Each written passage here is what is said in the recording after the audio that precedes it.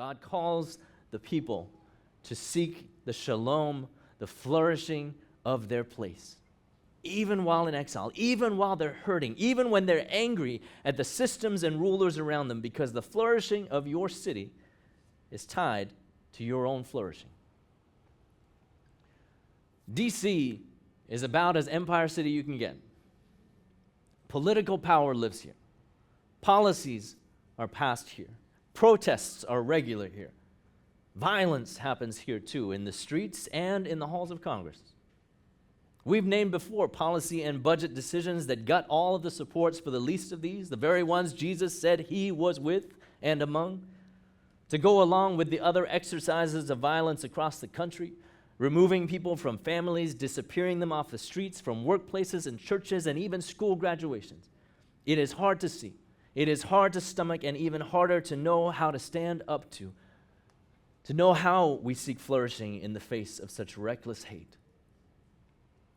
For some of us, this place feels like exile. For others, opportunity. For most of us, it's complicated.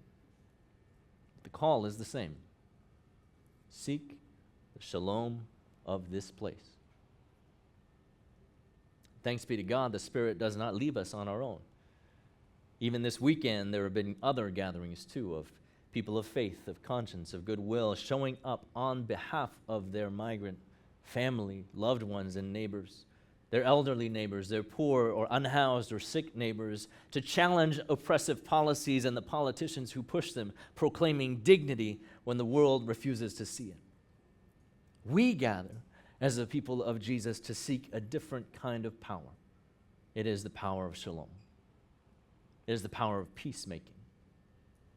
See, what God calls God's people to in Babylon, it could be seen as mind your own business, keep your head down, just get along with your own private life. But if you think about it, to thrive as an oppressed community, to thrive as much as you possibly can, to live as courageously as you can, to flourish in the face of empire is a slap in the face of that empire's narrative that they're nothing and they don't matter.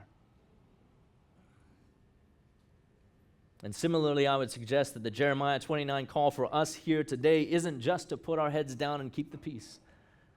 It's doing what is in our power to build peace, to shape shalom, to cultivate a flourishing for all people by doing exactly what God told God's people back then, to build, to plant, to pray, to stay.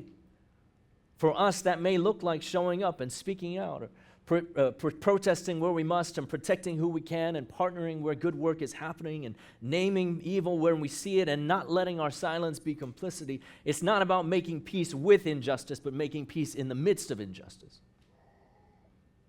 With how we live, always. And with our words too, if they'll help. But with how we live, always.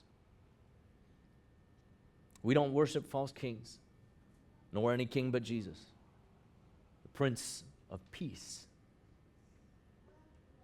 Jesus dwelled. He became one of us, moved into the neighborhood, and if Jesus moved in, we can't keep moving out, or checking out, or numbing out, emotionally or spiritually or relationally. What if the neighborhood you're in isn't just a holding space, but a holy space? Because God is already there. And what if God is inviting you to see what God is already doing to bring life and liberation in the midst of darkness and despair, to see and join in?